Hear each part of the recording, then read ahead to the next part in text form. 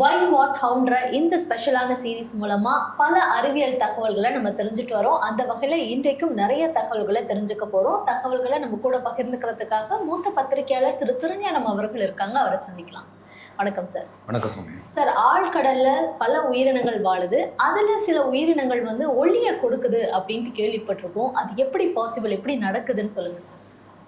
ஆழ்கடலில் சில உயிரினங்கள் ஒளிர்வதற்கு காரணம் பயோலூமினன்ஸ் அப்படிங்கிற ஒரு ஃபேக்டர், உயிர் ஒளிர்வு அப்படின்னு சொல்கிறது. இந்த உயிரினங்கள் தங்கள் உடலில் சில ரசாயன எதிர்வினைகள் மூலமாக ஒளியை உற்பத்தி செய்கின்றன. இந்த உயிர் ஒளிர்வு அதனுடைய பயன்கள் என்னென்னா, ஆழ்கடலில் எப்போதும் இருட்டாக இருக்கும்.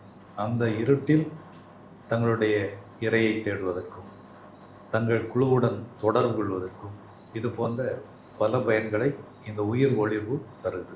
இந்த குறிப்பிட்ட உயிரினங்கள் லூசிஃபெரின் என்ற ஒரு ரசாயன பொருளையும் லூசிஃபெரேஸ் என்ற ஒரு என்சைமையும் தங்களுடைய உடலில் உற்பத்தி செய்கின்றன. இவை இரண்டும் ஆக்சிஜனுடன் வினைபுரிவதன் மூலமாகத்தான் அந்த ஆழ்கடல் உயிரினங்கள் ஒளியை உற்பத்தி செய்கின்றன. இந்த ஒளி பெரும்பாலும் நீலம், பச்சை, மஞ்சள் நிறத்தில் இருக்கும். ஏன்னா அந்த ஆழ்கடல் இருட்டில் இந்த நிறங்கள் தெளிவாக தெரியும். இந்த உயிர் ஒளிர்வு எப்படியெல்லாம் பயன்படுது அப்படின்னு பார்க்கலாம். ஆங்லர் ஃபிஷ் அப்படிங்கிற ஒரு மீன், அதனுடைய தலையில் ஒரு டார்ச் லைட் போன்ற ஒரு விளக்கு ஒளி வரும். அது சிறிய கடல் உயிரிகளை ஈர்த்து உண்பதற்கு ஒரு வாய்ப்பாக இருக்குது. ஸோ அந்த வகையில் உணவு தேடலுக்கு இந்த உயிர் ஒளிர்வு பயன்படுது. ஆழ்கடல் உயிரிகளில் சில இந்த பயோலூமினன்ஸ் எதுக்கு பயன்படுத்துகிறதுனா, வேட்டையாடிகளிடமிருந்து தப்பிக்கிறதுக்கு பயன்படுது. அதில் முக்கியமானவை செம்ஸ் என்று சொல்லப்படும் நீர் பாம்புகள், பயோலூமினசன்ட் இறால், இந்த இறால் வகை, இவையெல்லாம் ஒரு விதமான ஒளியை உருவாக்கி தங்களுடைய வேட்டையாடிகளிடமிருந்து தப்பித்து செல்கின்றன. இன்னும் சில உயிரினங்கள் ஒரு பயோலூமினசன்ட் இங்க், அந்த இங்கை உருவாக்கி தங்களை சுற்றி தெளித்து ஒரு மற்ற எதிரிகளை குழப்பி தப்பித்து செல்கின்றன. ஃபயர்ஃப்ளை ஸ்குவிட் போன்ற சில உயிரினங்கள் தங்களுடைய குரூப்போட தொடர்பு கொள்வதற்கு இந்த பயோலூமினன்ஸ் உத்தியை பயன்படுத்துகின்றன.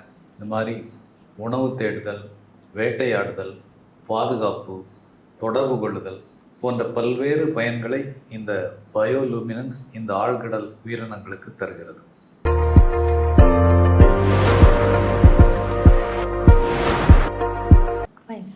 சார், சில இடங்களில் நம்ம நிலநடுக்கங்கள் அப்படின்ட்டு கேள்விப்படுறோம். சில இடங்களில் எரிமலை வெடிப்பு பார்க்குறோம். ஆனால் இந்த உலகத்திலேயே அதிகமான எரிமலை வெடிப்பும் நிலநடுக்கங்களும் நடக்குது அப்படின்னா அப்படி ஒரு பகுதி இருக்குதா? அப்படி இருக்குன்னா என்ன பகுதி சார்? பசிபிக் பெருங்கடலில் அமைந்துள்ள ரிங் ஆஃப் ஃபயர், நெருப்பு வளையம் அப்படிங்கிற பகுதி தான் அதிக நிலநடுக்கங்கள், எரிமலைகள் வெடிக்கக்கூடிய பகுதி. இது 40,000 கிலோமீட்டர் நீளம் கொண்ட ஒரு குதிரை லாடம் வடிவிலான ஒரு பகுதி. உலகின் சுமார் 75% எரிமலைகள் இந்த பகுதியில் உள்ளன. உலகில் ஏற்படும் நிலநடுக்கங்களில் 90% நிலநடுக்கங்கள் இந்த பகுதியில் தான் ஏற்படுகின்றன. இந்த வளையத்தில் ஜப்பான், இந்தோனேஷியா, பிலிப்பைன்ஸ், நியூசிலாந்து, வட அமெரிக்காவின் வடமேற்கு பகுதி போன்ற இந்த பகுதிகள் எல்லாமே இந்த ரிங் ஆஃப் ஃபயரில் இருக்கு. இந்த பகுதி ஒரு ஆபத்தான பகுதியாக இருப்பதற்கு காரணம் டெக்டானிக் பிளேட்ஸுடைய மூமெண்ட்ஸ். டெக்டானிக் பிளேட்ஸ்ன்னு சொன்னால், பூமி என்பது நம்ம படத்தில் பார்க்கும்போது ஒரு ஒரே உருண்டையாக பார்த்தா கூட அது பல்வேறு பிரம்மாண்டமான பாறை தட்டுகளால் ஆனது. இந்த பாறை தட்டுகள் இணையும் இடங்களில் பல்வேறு மூமெண்ட்ஸ் இருக்கும்.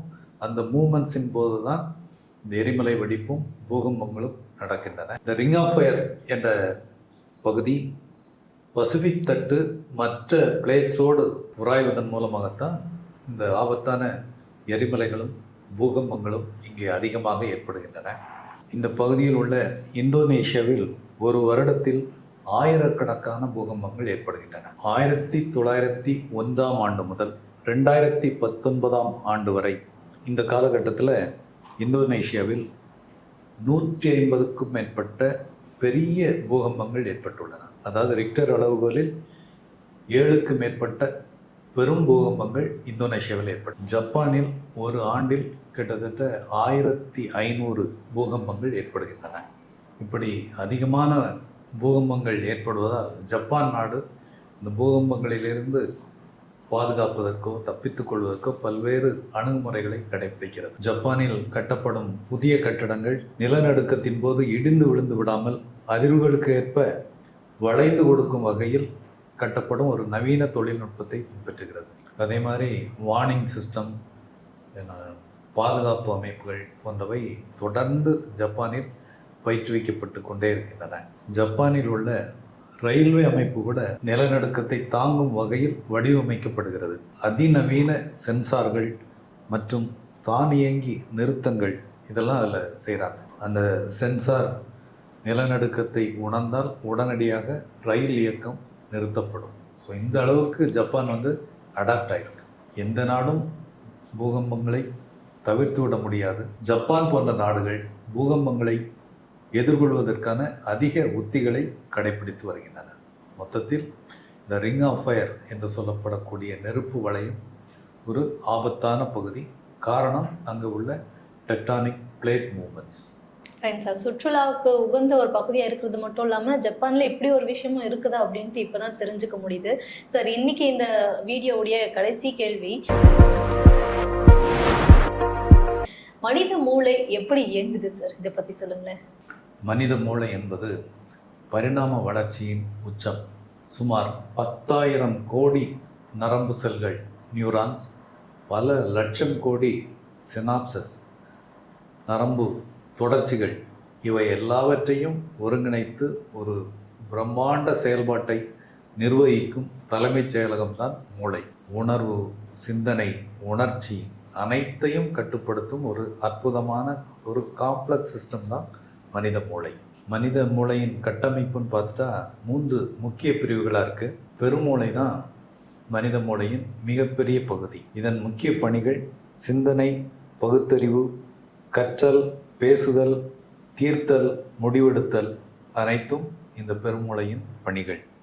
நினைவாற்றல், குறுகிய கால மற்றும் நீண்டகால நினைவுகளை சேமித்தல், ஐம்புலன்கள் நிர்வகித்தல், தன்னிச்சையான இயக்கங்கள், நடப்பது, கைகளை அசைப்பது போன்ற தன்னிச்சையான இயக்கங்கள் அனைத்தையும் கட்டுப்படுத்துவது பெருமூளை. சிறுமூளை என்பது நம்முடைய பெருமூளைக்கு கீழே பின்புறத்தில் அமைந்துள்ளது.